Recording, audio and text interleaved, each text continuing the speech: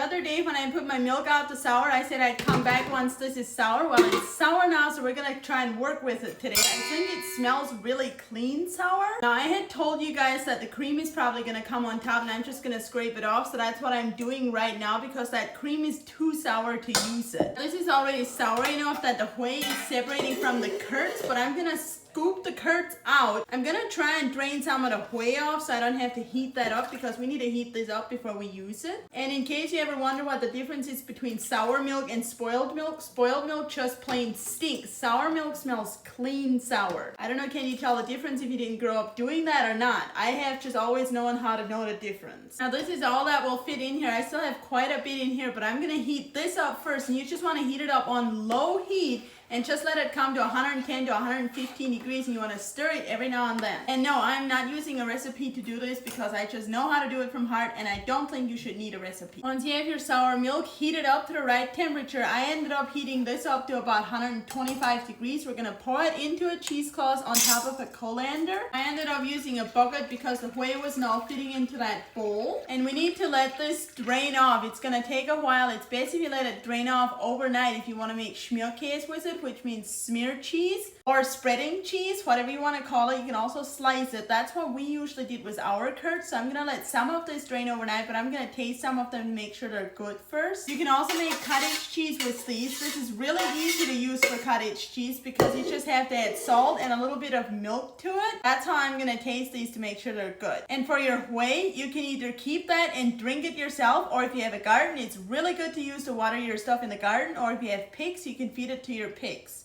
Makes them nice and fat so you have good bacon. And I'm just now realizing that I'm gonna have a lot of curds, which means I'm gonna make a lot of cheese. And I know my brother and his wife love schmierkäse, so I'm gonna give them some of it if I have enough. I'm just gonna heat up the rest of my sour milk because it didn't all fit in here the first time. And I could heat it up in here, but this is a little bit bigger than any of my stove burners, so I decided to just use this smaller one. I squeezed most of the moisture out of these curds, so I'm gonna take some out to make a little bit of cottage cheese to see if they're good. I am pretty sure they are good. My favorite way to eat these is with just salt and maybe some black pepper, although I'm not a big fan of black pepper. It used to give me a headache when I was growing up. For the cottage cheese, we're just gonna add some fresh milk or cream to this. You have to use sweet cream, which is just whipping cream, and then some salt, and you can add black pepper if you want, but again, I don't like it that much. And the drier your curds are, the more milk it'll take. You can let this set for a while before eating it, but I'm not waiting. I'm just gonna eat it right away. Let's take a bite and make sure it's good.